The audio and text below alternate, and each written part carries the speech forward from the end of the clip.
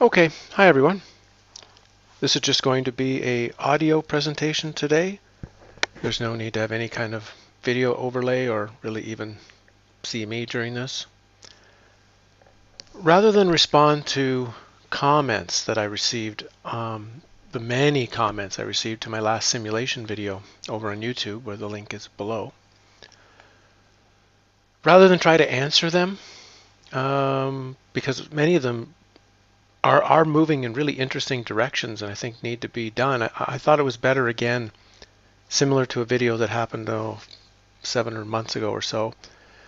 It's better to answer the comments here openly so that we can all catch them, not only acknowledge the comment and where the comment is leading, and some of my ideas on what that comment might be suggesting to us. Now, I haven't, obviously there's like 200 or 300 comments. I haven't chosen them all. Because I've chosen a comment doesn't mean that I think it's better than a comment that I didn't choose. It's just certain comments seem to me to give me an opportunity to go into more detail on something. So I'm just using them as, what would you call it, as springboards to what we want to talk about. So I'm not going to mention who wrote any of the comments. You can always go back if you really want to know who it was and look at the comment section yourself. We're just going to move forward, and I'm just going to discuss certain ones just at random with where we are. Okay. We can start with one that's suggesting, or a few actually, discuss the idea that there's magic involved, that magic is a way of tinkering with the simulation, which I've kind of discussed as well, that if you see this as as some sort of manufactured reality, particularly some sort of manufactured reality with some sort of structure. I mean, we can call it a computer simulation structure simply for our own conversation. That doesn't mean that's, of course, exactly what it is. It's somebody else made a very valid comment of, we're just calling it a simulation because that's what's the most likely thing we can use and see in our world today. And yeah, that makes sense. As you try to explain reality, you try to use metaphors in your reality that relate to your day-to-day existence. You can't.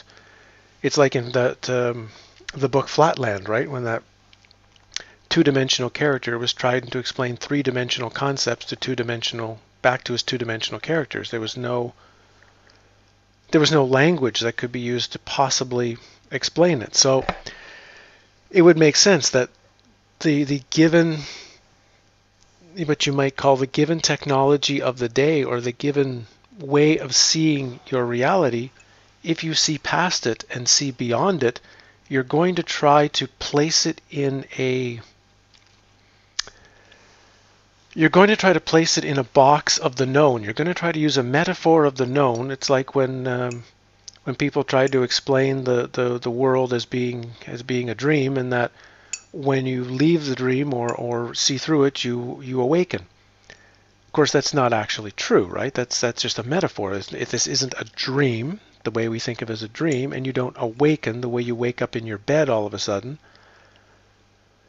or the way Neo sort of wakes up in the ship on the Matrix, those are just metaphors based on our own life experience that we can try to use as an example. This reality is very different from a dream. It's just an example. So we're using the simulation computer metaphor because it's in our day-to-day reality. It's something that if we talk to 200 people about, 198 people are going to be able to at least follow our metaphor. Whether they agree with us or not is completely different, but at least they're not going to be lost. It's not like we're telling them about how to herd the Tibetan lamas or something where they have no idea what the hell we're talking about. We're using a metaphor that is universal at this moment in time. So I got that, and I got this idea of magic, which would in a sense be one explanation of magic and miracles, which is finding your own way to get into the code and change the code. Now, if I had a game, if I had a computer game on my system, for example, and playing with some friends, but I knew how to punch some things into the computer and create something completely different that's not supposed to be in the game. My friends would think that's magical, whatever I was doing there. They would think I'm performing some sort of, if I was telling them, oh, I'm just thinking about it and it's manifesting itself, magic. But what you're really doing is you're getting in there and you're altering the code. And I said before, I think that's what these ancients, the Greeks and the Egyptians and the Toltecs and the Mayans and whatever, they had access, particularly through sacred geometry, sacred number, sort of the structure of the deepest structures of reality that we can break it down to. They had some way of using those as hacks, you might say, somehow into the mainframe of this existence to make alterations and changes as they needed to see fit.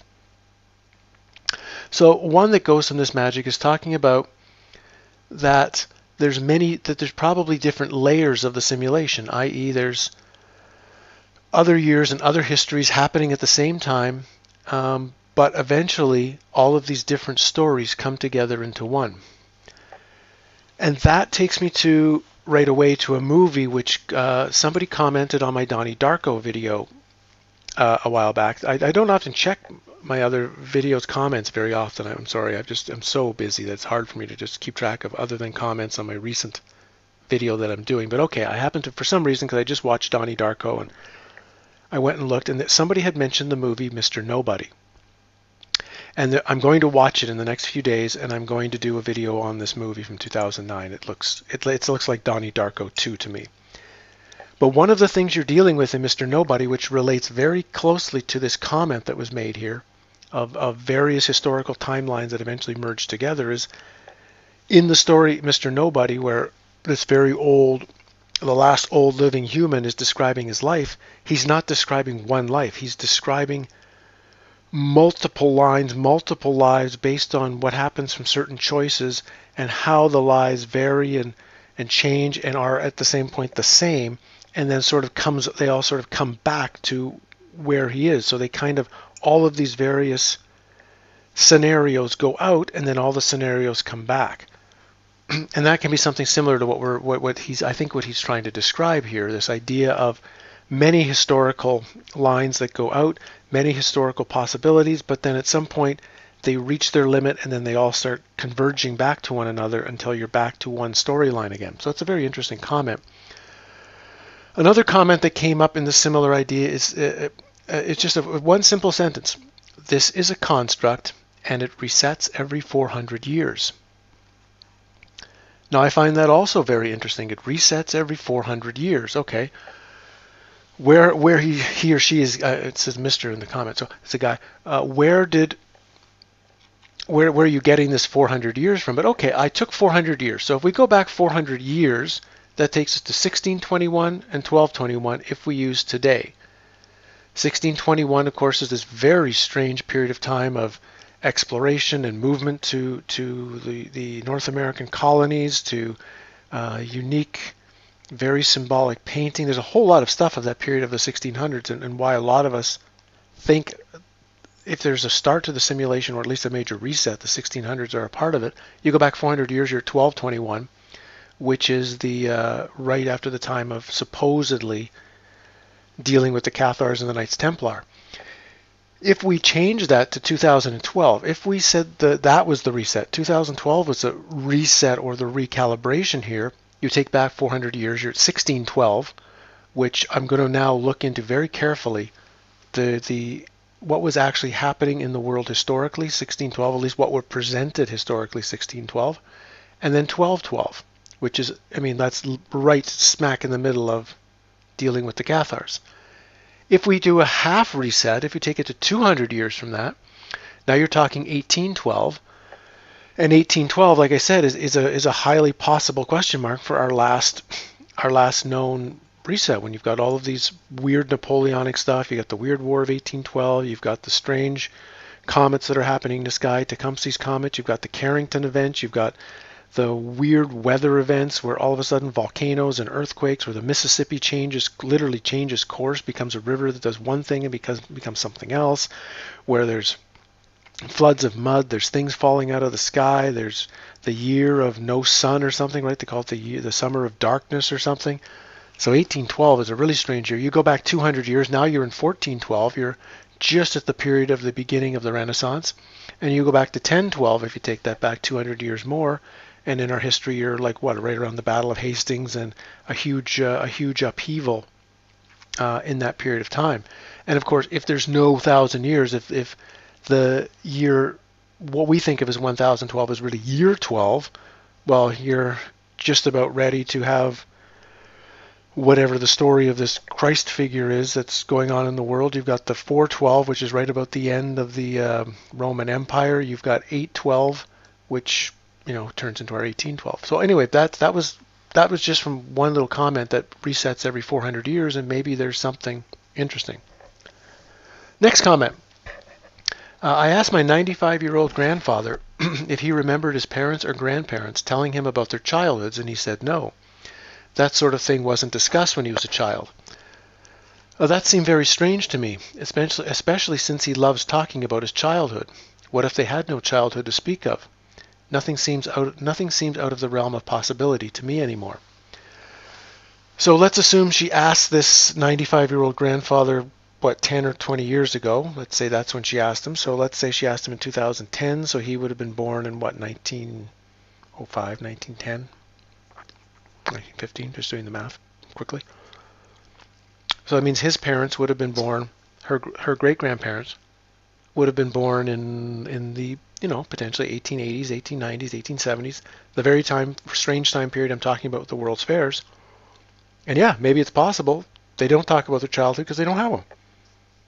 Either they were all these bizarre orphans and they just wiped out the memory of their childhood completely because they just didn't want to remember it, or literally they don't have access to anything. They just have some fleeting backstory-ish things that are there, one or two small memories. Like in Westworld, the character Bernard, who, when he has a backstory about his kid and dying in the hospital and whatever, how many other parts of his backstory does he actually have? They talked about that the hosts need some incidents in their backstory. They need what do they call them? Hooks? Oh, what was the name? They used a particular word. Somebody will remember what the word is. It says, I've lost the top of my head. It's a word for an event or two that is like a hook to believing that they had a past. They don't need a full past. They don't need a complete past. You just need a couple of events that that they mentally lock into, usually a traumatic experience or something. But then that says, well, I don't remember all of my first 16 years of my life, but I remember this and this and this, so that's enough to know my childhood was this, my growing up was this, my experience was this, as opposed to really realizing, wait a minute, I've only got 3 or 4 real experiences of memory, and the rest is just this jumble of tiny pieces and fragments of nothing. Maybe I didn't have a childhood. So that was very interesting that came out of that one comment. Somebody talking about the incredible speed of the period 1870 to 1930 and how quickly things happen. And yeah, I think that was good. Now here's one. Now I got a few of these really interesting comments which I really liked, which people telling me some of their own odd experiences in this reality. And that's one thing I think all of us who are, not all of us, I shouldn't say that, many of us who are studying this kind of examination for truth, we are dealing with the concept of glitches in the matrix, and we're instead of ignoring them, we're trying to dig into them and get answers for. So this is somebody who claims to have been born in 1967 and was reading a letter that his father wrote to a friend of his in Vietnam about his birth. Okay, it sounds like something a friend would write to their best friend about, hey, I just had a kid and I want to tell you about it. He read the letter, and it's dated, I guess, June the 16th. June the 16th, according to, he's just giving me number dates. I have to think about it in months. But I think it's June the 16th. But he claims that, though he's always been known to be born on sometime in August. So why would the father be sending a letter about the birth of his son 2 months before it actually happened. And I guess the hardest part is he says his parents are both dead, including his mother died, I guess, recently, so he couldn't verify and check the story of his birth. Like, did his father just write a letter just to make his friend feel good? He knew there was going to be a birth anyway, and he thought, well, my friend should know about it, so he made up a story and just kind of hoped he was going to have a boy, and if he didn't, well, oh yeah, we thought it was a boy, but it was really a girl, or whatever. He was just going to lie to his friend when he came back to Vietnam.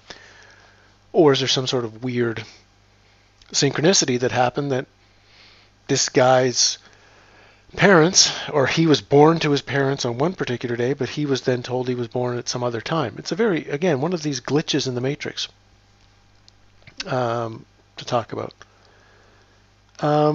This is an interesting one. Maybe the simulation repeats a certain amount of time and then resets and replays with a similar story, but the variables and the stage are changed a little each time. That's what the resets are. And maybe the Great Reset is the final resetting of the simulation. This could also explain all the historical parallels between figures like Lincoln and Kennedy.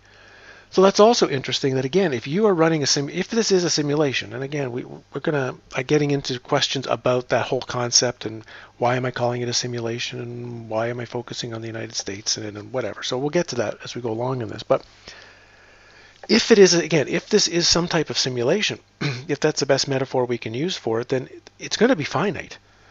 The characters in a video game do not have 10 million possibilities that they can go through. They have 30.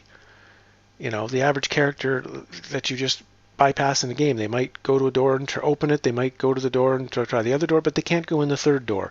They may be able to go to the car and get in, but they can't drive it. They may be able, their choices are finite. So it would make sense that from the standpoint of an entire simulation, it would also be relatively finite. And as the simulation would run better if you give it fewer and fewer possibilities. That would make sense why we're seeing, again, so many of the doppelgangers, because it makes sense to create 10,000 or 20,000 shells or 50,000 shells than to have unlimited 50 billion shells of possibilities of what humans and other characters look like. How about my cat? Now, my cat is one of these black and white tuxedo variety cats. Very beautiful cat. Now, if I go searching, and it's very, there's lots of them in the world. If I go searching on, cats, black and white cats, I'm going to bump into thousands of cats that, literally look exactly like mine. I would think, that's a picture of my cat. It's almost exactly the same. And it can't just be coincidence, because certain breeds of things, there's differences. You can really tell the difference. There's 20 cats, and yeah, you could pick out one cat from the other 20 cats, but in my particular range of cat, this particular type, they are so close to exact that it would be hard to tell them apart. When you put the 20 of them, if you put the 20 of them on my couch, I would have trouble figuring out which one is my cat just looking at it. And again, that would make sense if the simulation has limits and finite choices for everything in the realm itself. That would make sense just from the computing needs and the initial programming needs. So that's also very historical things. So you will see repeating historical events. Why? Because there's only so many historical choices.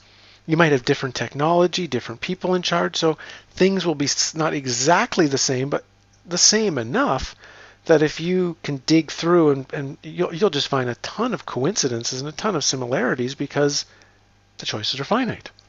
That would make sense.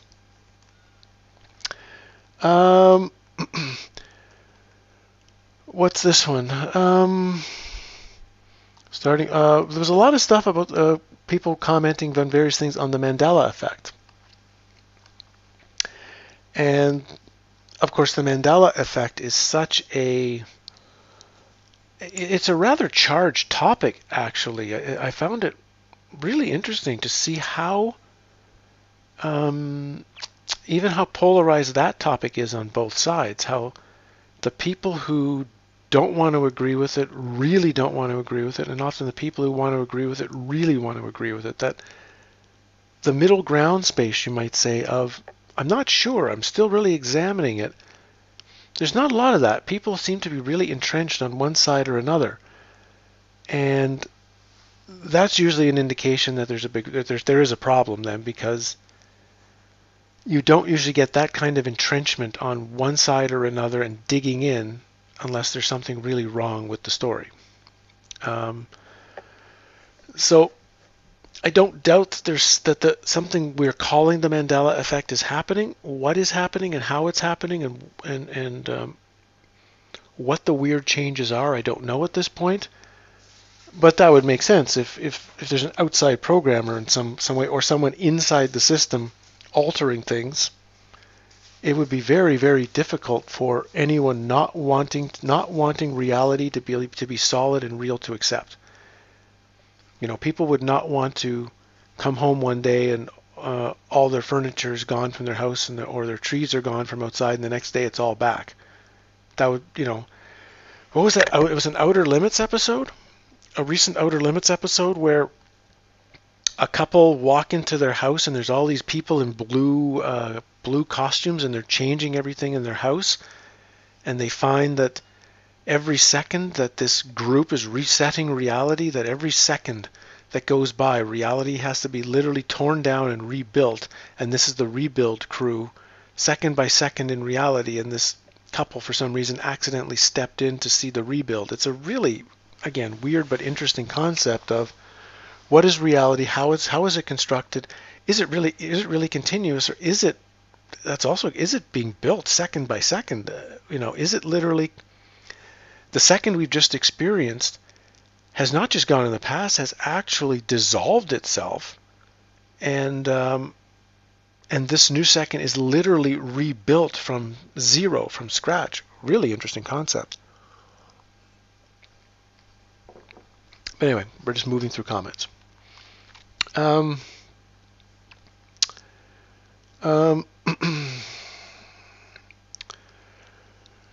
to go through here so we don't talk about this completely. If time doesn't operate in a linear fashion, say if operated in the counter direction to that which we believe, then perhaps our origin is some point in our future. If time simultaneously flows in many directions, there may be many overlapping simulations or overlays with a variety of starting points. Now that I would say for sure. I mean, again, I can't imagine you wouldn't just run one simulation, right? You wouldn't just, if you were simulating something and it was an experiment, and we'll get again, somebody makes some comments as to why you would even run a simulation in the first place. But let's say you're running it for some kind of experiment. Well, you wouldn't run just one experiment, obviously. You would run multiple experiments. And perhaps in the multiple experiments, you may not have to have the same start date. You may not have to have the same beginning. You may be able to have very different beginnings then. So it would make sense that you could have multiple simulations who had multiple start times, but eventually start to, in some way, will have this bleed, this parallel reality bleed that I talked about in some of the other concepts. And that also happens in this movie Mr. Nobody, which seems to have, I've looked into it, I haven't watched it like I say yet, but I've looked into it, has this idea that all of these parallel realities are sort of bleeding into one another with him, and he's sort of keeping his memories of the various things, and certain people that he's supposed to meet or certain people that he's with, he keeps bumping into them, reality after reality. It's kind of like he can't not bump into them. It's almost like certain things are hardwired into the story. Adjustment Bureau, right? Where who's the character? Leo DiCaprio, Johnny Depp, Matt Damon, whatever. Whoever the main character is keeps running into the Emily Blunt character sort of constantly by accident. Like he can't just not bump into her every 3 or 4 years. It's like it's hardwired into the system. It's going to happen. So that's interesting. If you're dealing with multiple simulations that somehow bleed and deal into each other.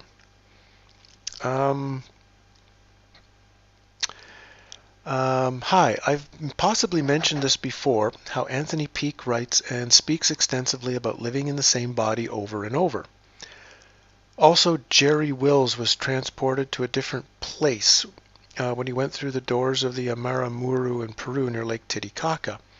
An interview was done, and it's very interesting as he communicated that they had accidentally created another universe. Okay, but this idea about living in the same body over and over, so there's your Groundhog Day. There is your uh, the book Replay, right? The novel Replay by Ken Grimwood. This idea that if there's a reincarnation happening, it's not reincarnation with multiple bodies, multiple whatevers. It's literally the same body. Now, perhaps the same body gets taken in some way into another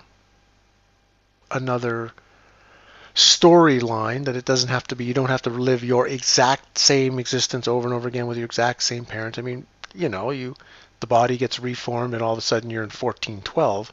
And so again, because this idea of reincarnation already gets you, already is I consider wrong, because it focuses on linear progression. One life this happens, and so the next life, which is always in the future, you get this happen to you, and then you choose this, but and then because of that, then the next one, it's linear. When we've already realized time is not linear. Time is the Ouroboros. It's circular.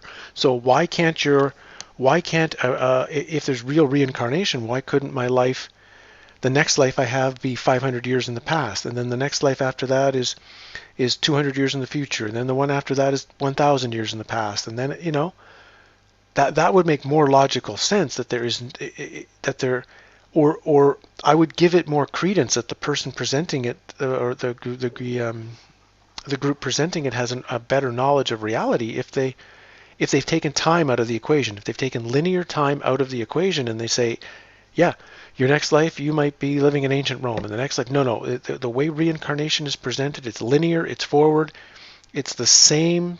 It's obviously it's the same trapping illusion of time that anything else, that any other time element has. It's just given it a certain spiritual slash sinful tone to it. But it would be interesting if you're going through all of these potential jumps and potential simulation starts, but you keep the same body, which again would make sense, because why would the simulation need to keep creating more and more and more stuff? You have a limited computing capacity, no matter how massive the computing capacity would need to be for this simulation. It would still be limited, and you would try to use it in the best way possible. Um, I'm personally leaning toward history being a lot older than I thought we're told, as opposed to the idea of everything just started randomly in the 1800s. I can't discount your theory, but given what I'm studying, history is far more antiquated, old, than we are aware of, and I get the feeling that we are today technologically in a place we, the human population, have been many times over.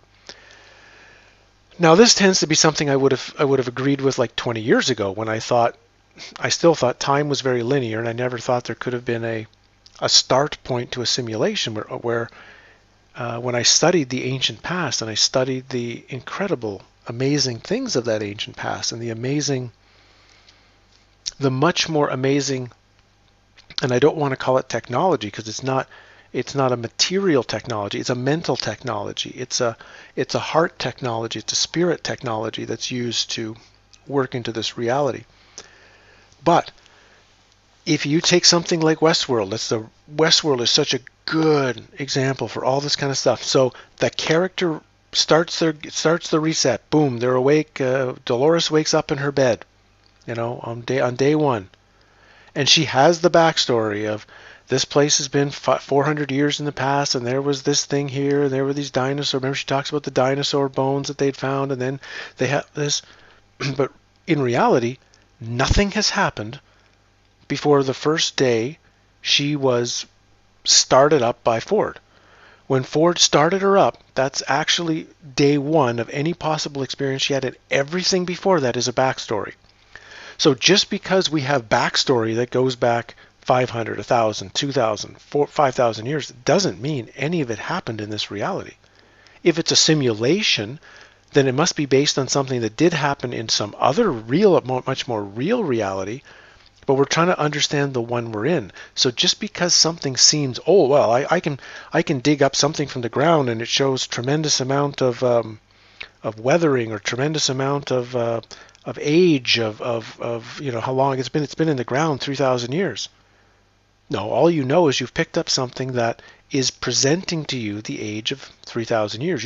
You weren't there 3,000 years ago to see that it actually existed and was placed in the ground as a real object in our simulation. All you know is that today it was picked up, today it's presenting that age, and since we don't know if it's a simulation and when the start date of the simulation was, we don't know if we're picking up backstory, if we're just picking up something that the computer is generating to give us a historical narrative, or if it's something that really happened. You can see the issue you've got, right? It's the same issue of someone trying to say they're not in a time loop, yet they're not running the same story over and over again. They say, well, I never eat oranges, so I'm going to eat an orange right now, and that proves I'm not in a time loop. No, all that proves to you is that the time loop decided that in that particular moment, you're always going to eat an orange to try to prove to yourself you're not in a time loop. And you'll find that in 10,000 time loops, you eat the orange 10,000 times to prove you're not in a time loop. See what I mean? So you have to sort of take the logical fallacy, what you would think of would be logical explanation for things, and you have to pull it out, because once you place the logic of what I just said against these particular presentations, the logic doesn't hold. The logic doesn't hold. And the only way you could kind of know for sure is travel back to the start of the simulation to actually know that what's the point you can't travel back any further? What is the point that no matter how much you turn the dial back to see, the point becomes you can't see beyond that. And then you know that's the simulation start point. So everything that has appeared before that, whether it's pyramids or dinosaur bones or Neanderthal skulls or who knows, could be Roman stuff, it could be Knights Templar thing, who knows, it could be whatever it is in the past. You know, it's just the shadow of a different simulation that hasn't actually. It's a shadow of a different reality that's never actually really happened in this simulation. Is just backstory. Sorry for going so long on that one, but I think it's a very important topic too.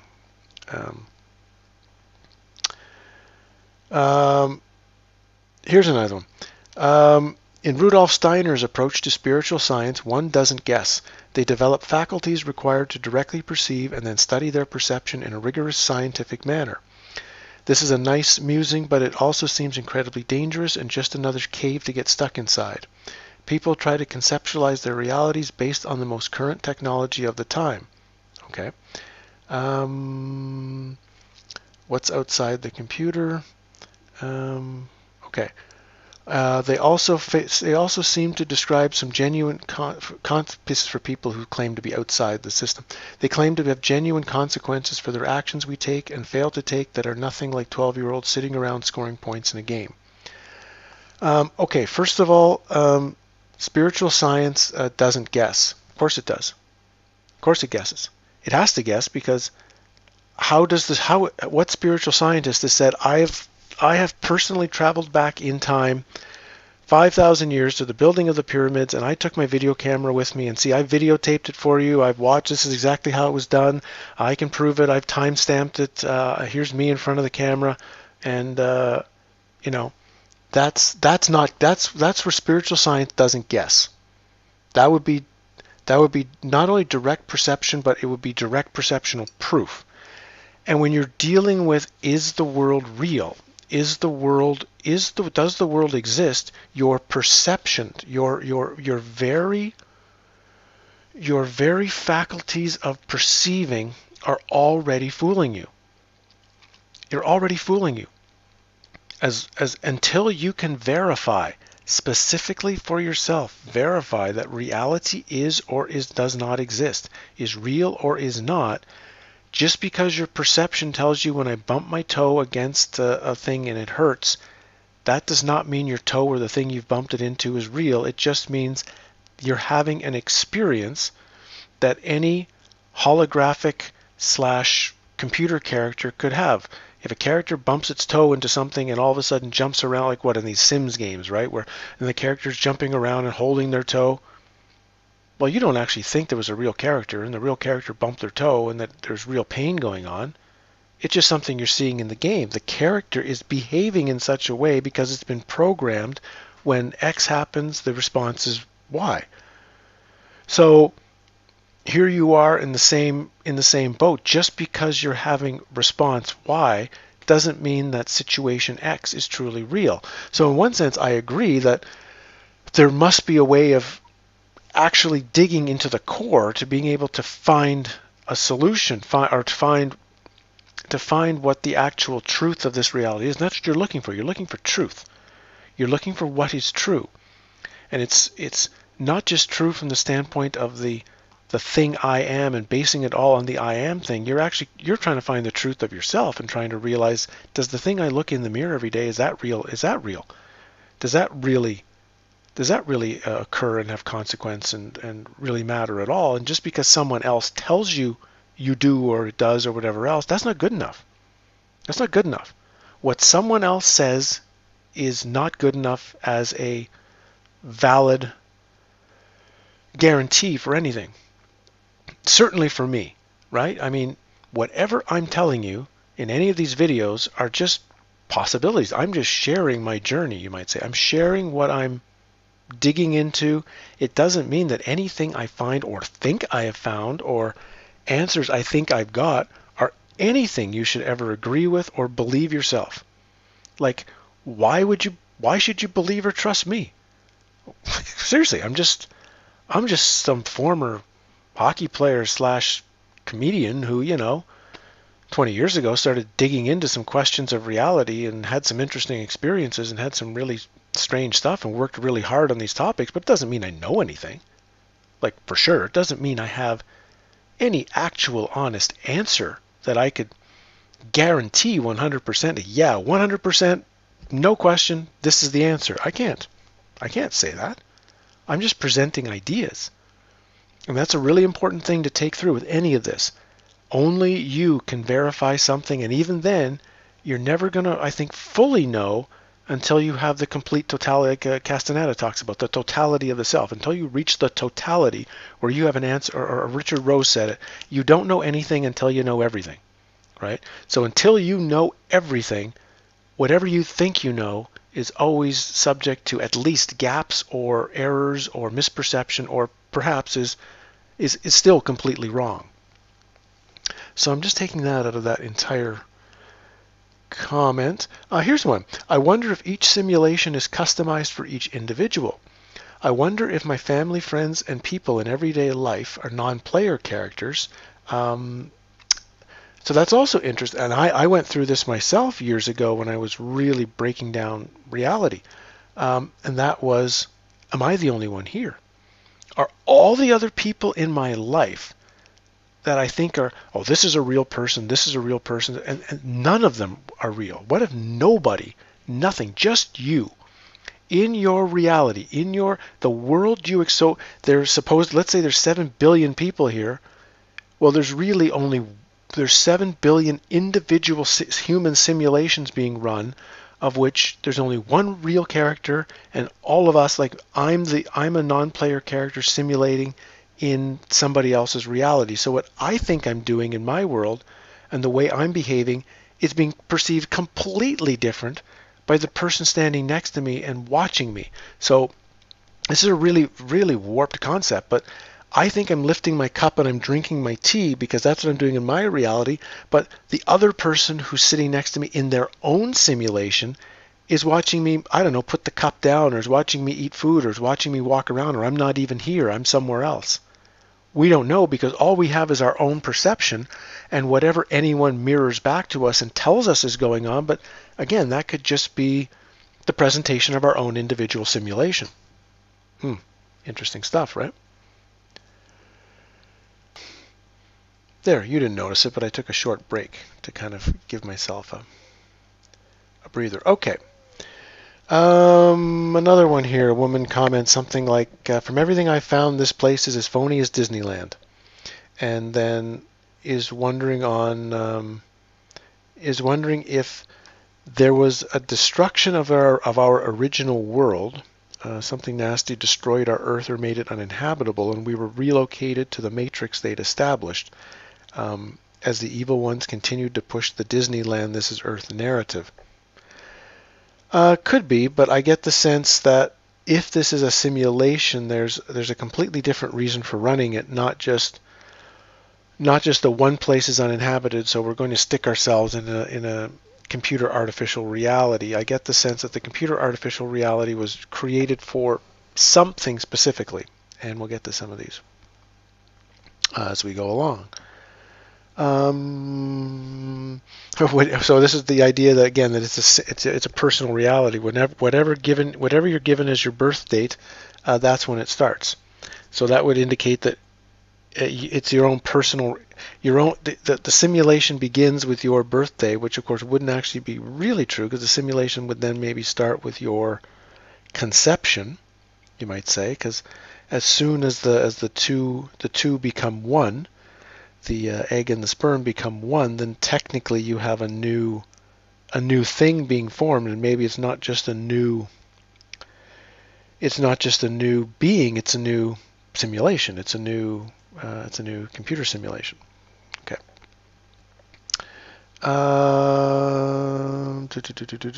Birth date, yeah. Yeah, so I was talking about the birth dates.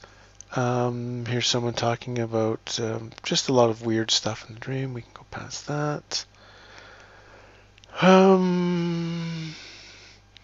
It seems possible they, meaning I guess the person saying whoever is running the simulation, is trying to solve their own problems, because that's what we do with AI when we give it problems, and then we watch what creative, unexpected ways it solves them, and then use the data ourselves. The repetition presents to the real problem being presented. Perhaps that's the Gnostic theory of getting out, is being no problem solving value. Okay, so that's interesting, that a concept. So if the simulation is run like one of the reasons you would think to run a simulation, which is to get answers to a problem, and as long as you're giving data, as long as you're presenting data to the simulation overlords, you might say, that are helping them get information to solve the problem, the simulation will keep running. But if you're giving them no more data, if you're giving them nothing useful anymore to help the simulation, to help answer the question they made the simulation for, then of course they would shut the simulation down. You would stop it. That's an interesting concept. There's been so many interesting things in these comments, and that's why I really wanted to go through some of these and talk about them. This is a very long one. Let's see if I can just pick something out of it. I shall activate the death machine. It is known that the body should last longer than it does, but for the poisons we consume, breathe, and place willing into our system. Suppose if and when we die, the soul jumps to another shell or form by design. Could you imagine the greatest difficulty one might have tracking down all those jumpers? That task would be damn near impossible. I've often heard the Earth referred to as a prison planet. Those very words might just ring true. Maybe we are here to serve a sentence, surveilled to the end, and be directed and punished for evils we speak and do according to some judgment handed down long ago. I had kind of felt for that for a while. This idea of we're actually in prison. But I think someone else later on in the comments said that they don't think it's a simulation, they think it's a zoo. And I'm more and more getting, again, this idea of we're here because we're bad, we're here because we're sinners, we're here because we're being punished, right? As if being in the simulation or being in the matrix is our fault. And that's, I think, a really good way of keeping consciousness locked in it, is to think it's consciousness's fault for being in the simulation, and which I don't think is true. It's more likely to be a zoo. It's not, you couldn't say that it's the giraffe's fault it's in the zoo. Yeah, you say, well, if the giraffe just ran faster, it wouldn't have been caught and wouldn't be in the zoo. But it's not the giraffe's fault that it didn't run fast enough, or that it was in the wrong place at the wrong time when the zookeepers came and picked it up and dragged it off. It's in the zoo because of what the zoo is about and what the zoo is trying to do. It's not the animal's fault that they're in there. And I think that's more of a realization if there's something like that. This is more of a zoo. It's more of a we as consciousness or we as forms are manifested here because something is playing with us, something is watching us, something, and not just one could say, why do you make a simulation? Again, we're back to this. Well, one is you have a problem and you're running a simulation to solve it. That's the usual way you think of it as a simulation. But it can also be a place of just simple learning, like a flight simulator. When you go in a flight simulator, all you're doing is you're testing the idea of flying, landing, and taking off an airplane. It's not designed to do anything more than that. You're not getting there's no data that's going to someone else. There's no collection going on of anything. There's no experiment being run. It's just something you as the operator are learning how to get better and better at. That's another reason you have a simulation, right? Or I could have it can be just for entertainment.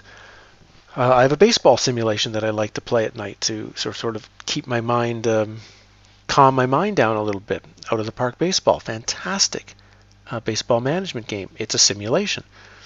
But there's no experiment going on. There's nothing being learned other than it's there. It's been made for my personal possible enjoyment and my possible interaction of a general manager of a baseball team, right?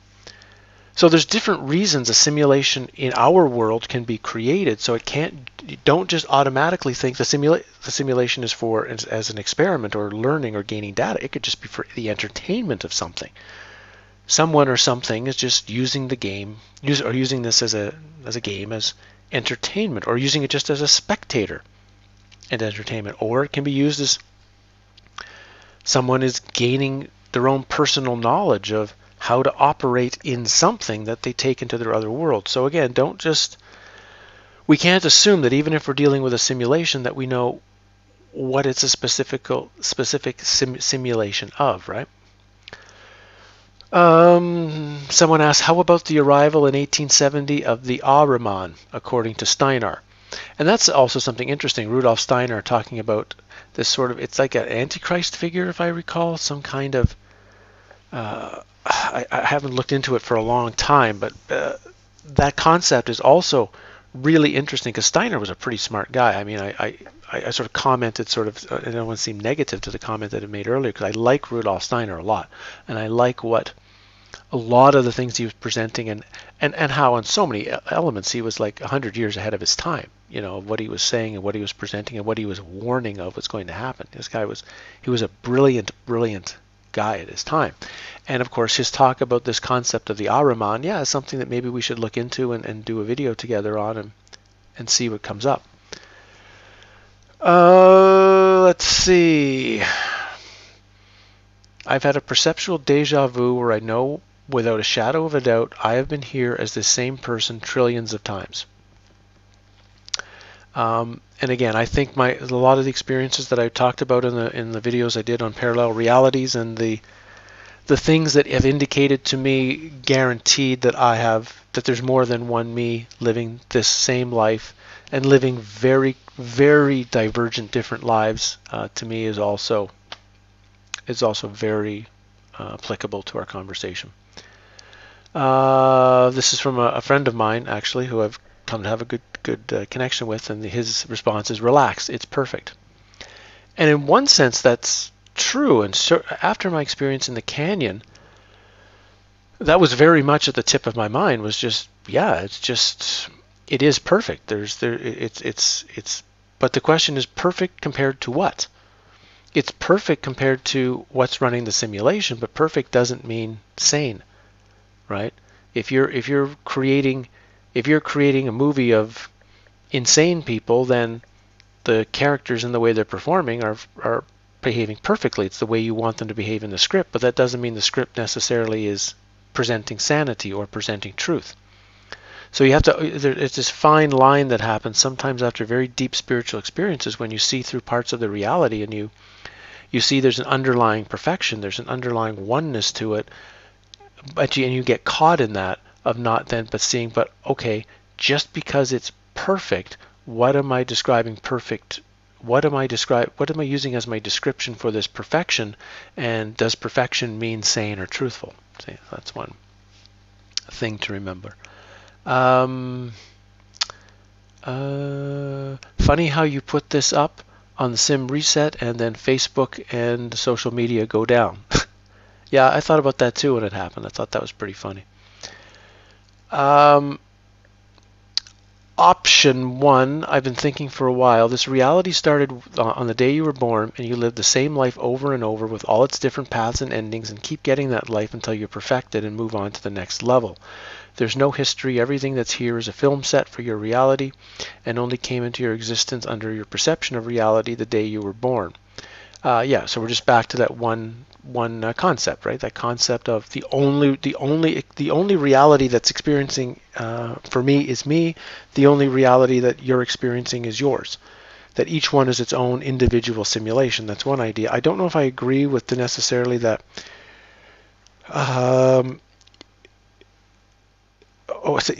the same life. Oh, yes, he does say different paths and different endings, which that part I could fully agree with. That again, you would be given a finite but quite a huge number of divergent pathways, divergent things to explore, divergent experiences, divergent. But maybe it has nothing to do with perfecting it and moving on to another level, like it said here. That's a very standard spiritual idea. You're here to learn. You're here to grow. You're here to. All this stuff has been put together by you so that you can, you've chosen these experiences so that you can learn and burn your karma and you can move on to a higher level. Do you think all the people who are being abused right now at this moment really decided before that to say, yeah, I'm going to come back into this goofball reality and I'm going to make sure that I get tortured and abused and treated like a piece of garbage because that would be great? No. No. So something is going on here then that is playing with what I think our deepest consciousness really wants. And our deepest consciousness just wants, I think deep consciousness just wants to be home. I think that's the simplest answer. Just wants to be home, at peace, at rest. And that the more the reality is spinning out of control, the more reality has emotion and pain and trauma and difficulty and even extreme happiness, you're not at rest. You're not home. And I think that's a real element that anybody who is starting to see through the truth of themselves or reality is they feel they're not at home. They feel this is not my home. It doesn't matter where I live on this planet, I'm not home. And I think that's a clue. That's a real clue to a homing instinct that, yeah, this isn't home. It doesn't matter where you go, where you move to, what you do, what kind of house you have, what kind of job you have, what kind of wife and kids or husband you have, whatever. You're never going to be home here. Home is somewhere else. And what's going on here is just a teaching tool or a direction to what is, again, what is true, what is deeper, what is beyond. But I don't doubt that the movie Groundhog Day / the movie Replay and others that have the time loop element are not just some sort of science fiction concept, that it's somehow telling us something about our reality, that we are not living one life and out. We are living this form with this particular life a lot, hundreds of thousands, millions of times, with many of those lives unbelievably similar with just a few changes. And again, I'm really looking forward to talking about the Mr. Nobody movie with you, because all of that, I think, comes into it. Got to skip a few here too. So a lot of people talked about various world calendars and various dating systems, and yeah, like the Jewish calendar has 1 year, right? It's in 5,000 or 6,000. The Chinese calendar is whatever, 4,000. This calendar is whatever. That doesn't mean any of those calendars are actually real again, right? In Westworld, If when the character wakes up in the first day in the morning and walks outside, and someone says, "Hey, oh, hey, Dad, what day is it today?" "Oh, it's June the 24th, year 1297." "Oh, wow, we've been running 1297 years." Actually, no, you're on day one. You've just been told you're 1297. The calendar was part of the backstory. So just because there's a date on a calendar on somewhere else tells us nothing. Another comment was to the Carrington event, and that is a very interesting event. I don't want to go into it in great detail, but if you don't know what the Carrington event is, this very bizarre series of events in the 1800s, I suggest you check that out. But that's a useful comment, Carrington event. I've been thinking again, because someone's talking about updates and what's the difference between an update and a reset, and so was what happened on in the 2001, maybe that was an update because it was experienced, and maybe 2012 because we literally noticed nothing. We went through December 21 to December 22, and it seemed like zero occurred, like nothing happened, no event, nothing whatsoever. That might have been a reset, a perfect reset in some way, a complete changeover of the entire system, and we didn't even know about it. Here's a good one. I'm going to read the whole one. Simple question that's occurred to me. How is it possible that nobody else has made these observations before now? None of these legendary philosophers or scientists, mathematicians, theologians from history. No, it's Matt, an insurance salesman from the USA, a relatively normal, unremarkable person, presumably with a near average IQ. What would you say is the reason for that? And is it spontaneous or planned, anticipated by the system and those at power? Was it something intentional or something unavoidable? BC could mean before computation, perhaps. Okay. Again, we don't really know, how old our history is, so we don't know if all of these theologians and philosophers and scientists and mathematicians existed or not within our simulation, so we don't really know if they've been digging into it or not. But let's pretend, for the sake of our argument, the world really is at least 5 or 10,000 years old. When you start digging into, it doesn't matter whether it's the ancient Egyptian texts, when you dig into the Tibetan Book of the Dead, when you dig into the works of Lao Tzu and the Gnostic Christians, and a lot of the earliest, what you might call philosophical religious texts, they are very much dealing with the ideas of non-reality and the ideas of multiple realities and multiple dimensions and altering reality. The Gnostics are very clear. They call this reality hell, which is a word that actually almost can literally translate to be simulation. So that's telling us long before our friend Matt over at Quantum of Conscious and myself were talking about these things and thinking about them 20 years ago, there were a heck of a lot of people, at least within our storyline, 2,000 to 3,000 years ago, who are thinking the exact same topics, presenting them with different language, different avenues, different angles than the way we're presenting it now. I don't think it's changed through time. I think it's a combination of lots of people have had these questions. Lots of people have dug in. They've seen behind the mirror. Lots of people have had a glimpse of who's running Oz. Most of them either didn't say anything, didn't write it down, or if they did, what they wrote down got destroyed, or they got killed or burned at the stake for being a witch, or not much of it, probably not very much of this kind of digging into it survived, because for sure, what we do know, or what we do seem to be presented from our history, is that the biggest heretic that you can be is someone telling the world that it's not real. Someone presenting to people that you in reality are not real like you think it is. That produces, we've seen from the history that we have, the worst punishments possible. If you want to be dead really, really quickly, start telling people that you and the world don't exist. And that's a clear indication then that things that run this thing, whatever it is, really don't want people thinking about these topics, and so they will do what they can to destroy and diffuse all of that information that's out there. So the fact that any of it has made it through. If the simulation really is if this thing really is 5 or 10,000 or more years old, that any of this has made it through history to our time now is actually quite amazing, because it would be the absolute number one topic you would be destroyed. If a sheep is able to make it out outside the fence and goes out to explore reality and finds all about, that's that movie, right? The Sausage Party movie, where the one sausage finds out about what really happens to all the food, and is coming back trying to explain to everybody what's been going on. Well, no one would believe them, and as a matter of fact, if the movie was more accurate to reality, they probably would have just killed that character, because they're destroying the illusion of the illusion is more important than the truth. And that's very common to our history. Anytime you have a prophet, a real prophet, giving you real information, they tend to be dead very quickly.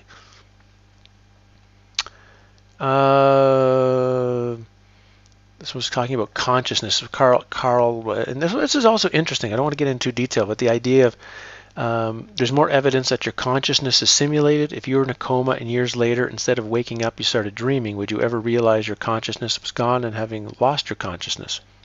It's an interesting. I don't want to go too much into it, but that's his comment is also quite interesting. Because I've already been talking for almost an hour, so I'm trying to tighten this up. I've got a few more pages.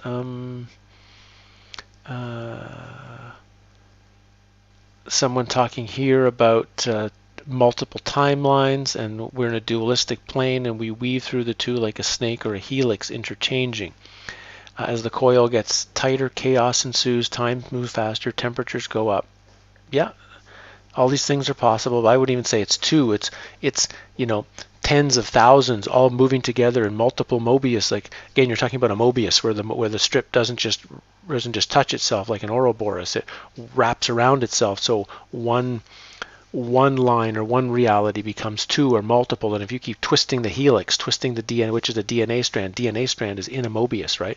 So as you begin twisting and changing the structure of the Mobius and add Mobius on top of Mobius after Mobius, you've got reality after reality after reality interlinking with each other. You're following one path, one side, the Mobius shifts, all of a sudden, whoa, you're on the underside, you're on a different side. Then it's connected to a different Mobius, and you're literally connected again to a different timeline. So you're connected, you're literally flowing continuously, like your finger would never have to go off the geometric object, but you would be constantly moving from timeline to timeline. I think this comment is getting something into that. Someone asked, have you seen any Mandela effects in your day-to-day life? And yeah, I still have the stories about my dishes, right? Remember, way long ago, I was talking about that dish that's disappeared.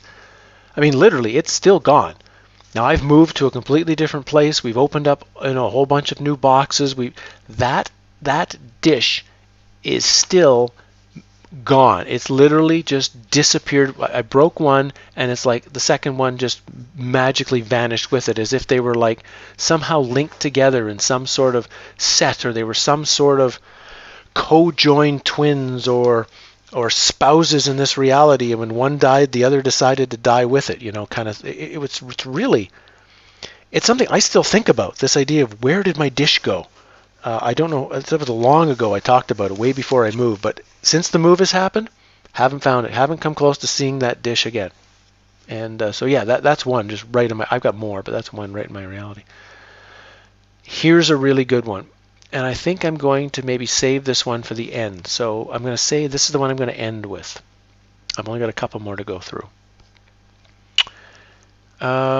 Maybe time was frozen so we could be put in a simulation, a water spell. But if we break the spell and find out we're really in the time of glorious music and buildings, which are not real here, but they really exist in the real world. So that's interesting. So the idea that, let's say, the time of the World's Fairs are real events in a real world that's really going on, and that's doing something that's not evil, that's actually something quite beneficial, and somehow a spell, kind of like a spell was put on. The magic spell was stopping that reality, stopping the time in that reality, building this simulation, and I guess sticking consciousness into this one to twist consciousness, starting with these very buildings and these structures, and you might say destroying the reality rather than advancing it. and by breaking the magic spell, we leave this reality and go back into the real world, which is we'd be right back at the time of the World's Fairs of these glorious buildings and energy and whatever. That would be that's a hopeful idea. If it's true, I really hope it's true. The software wouldn't necessarily have to align to the same body or form, but there's only so many basic models, like forms or computers, that doppelgangers exist, but have new different software. I've always thought that the zodiac signs are the 12 basic software options for character traits, hence why this narrative is pushed so much. Like the selection of character software to the sky clock, that you could have hidden. You could have the hidden date of which version. You could have hidden the date of which version of software was being used. Yeah, it's interesting. The whole zodiac, and that. Well, it's not perfect, right? I mean, if I get 8 Virgos, they're not going to be exactly the same, but there are. It's really weird. You will find so many traits that will be totally similar. Those 8 Virgos, or those 8 Taurus, or those 8 Leos or Cancers will have so many. The traits will be the same through, like, if there's 10 key traits, well, all of them will have 8 of the same traits, and then there'll just be 2 that are unique to them. So the whole idea of astrology being part of a basic software, like you said, software option for the character, that's an interesting concept. I think you have not a geocentric, you have an American-centric standpoint. The American Civil War as a starting point for the simulation. Who cares in China or Africa or Russia about this point of time? Or the famous writers you're talking about. Who knows of them outside the US? These starting points are ridiculous. If you take your theory serious, please then define starting points which are relevant for mankind and not for Americans. Yeah, that's a fair comment. On one hand, that's a fair comment that I was taking it from my own experience and showing a particular period of time. But I mean, you could take that same time frame in the 1860s and show very bizarre things and very unique writings, particularly like a place like Russia. Russia's got now it's got its some tremendous writers happening in the 1860s, 1870s. You've got things that are going on. The World's Fairs are going on in Europe, and you've got strange wars that are happening there, right? The Franco-Prussian War, the wars between with Jutland, and you've got what's the war in like, not Turkey, but the Crimean War. So you've got similar things that are happening all over the world, but the point being, what if the creators of the simulation were also American in the real world? So of course they would have created their simulation in a American-centric point, just like if the creators, if this world is a copy of another world, of a realer world, and the copy in that world was, they were Japanese, or they were Tibetan, or they were Italian. Well, they would probably choose an event or a period of time that was relevant to them. In the movie The 13th Floor, the Professor Hannon Fuller, right? He creates Los Angeles of his youth. He creates a simulation that is relevant to him. So it would make sense as well that you wouldn't be manufacturing the world in general. You'd be recreating a part of the world that was important to you, or a time frame or an event that's unique to only one part of the world that's to you. So that would be another way of actually determining, if you could determine when the simulation started, is that the start point of the simulation would be very well defined in one area of the world. One part of reality would have tremendous depth and detail, and the rest of the world would have minor detail. It would take a while for detail to be created somewhere else, because they didn't have the computing power and the time to perfect everything. So it's also a good comment. But as you can see, you can also recognize that probably if this really is a simulation, they didn't create the whole world, you might say, at the starting point equally. They would have created certain points to be much more detailed and complex, and other points to be literally just have to evolve. The system will have to evolve into itself over time, and will generate whatever you want to generate in that system.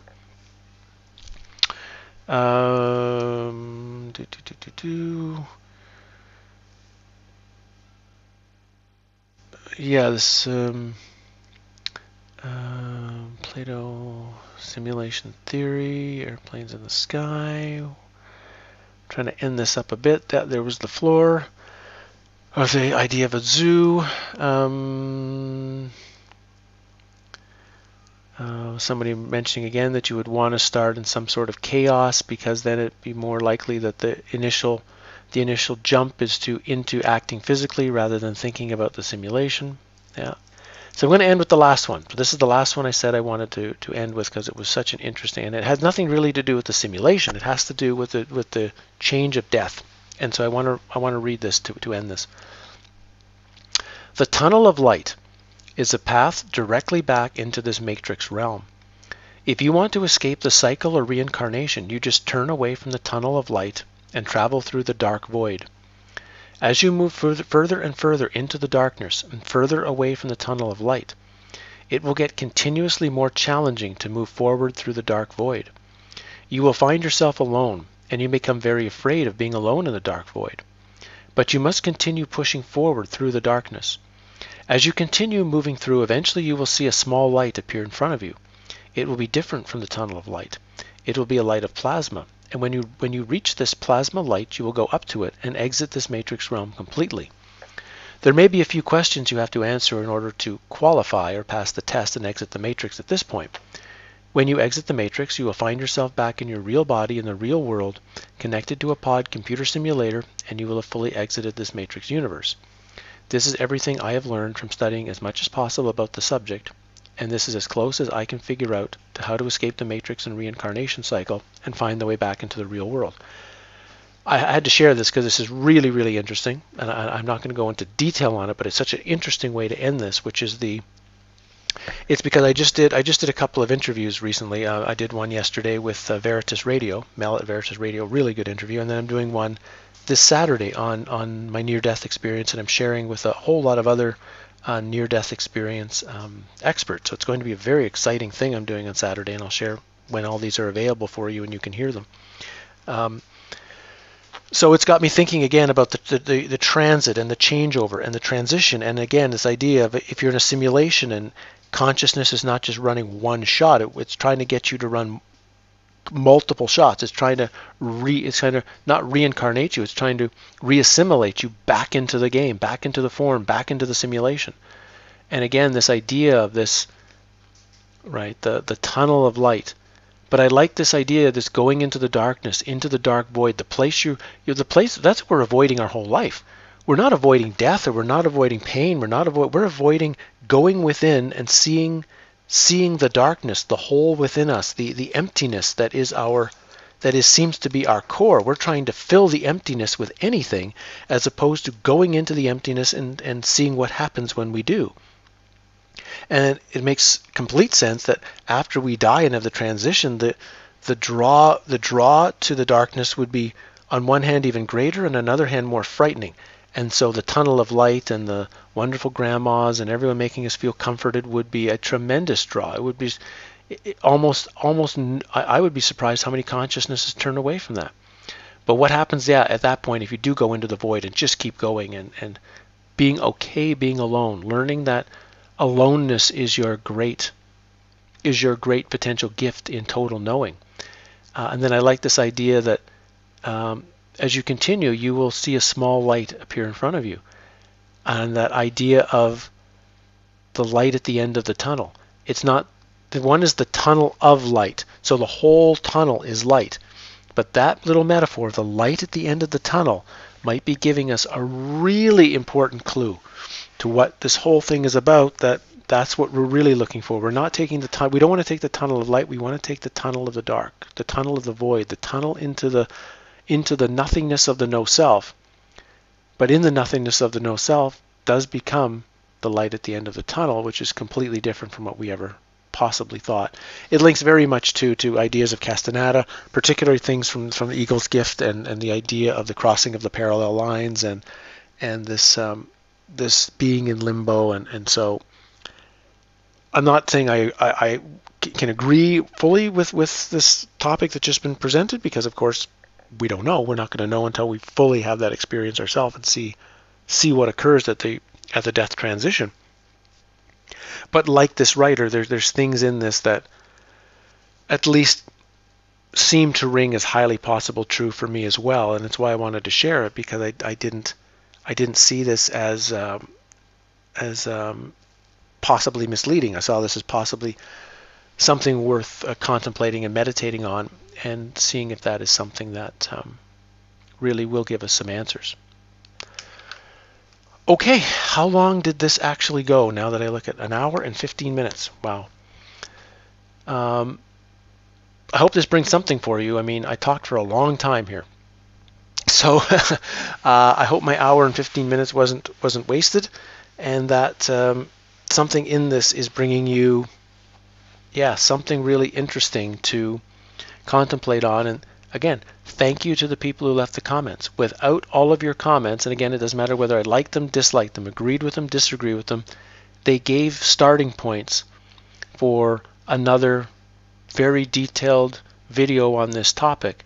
And thank you so much for sharing them with me, and I look forward to hearing and seeing the next round of comments that you share with this video as well. Thanks for your support, for keeping to following my videos and my channels, and telling people about it who you think could be interested, and sharing my books with others, and feeling that it just makes me feel that all of the years of work and study and challenge and things I've went through are having some value, and that's why I keep doing this. Cheers.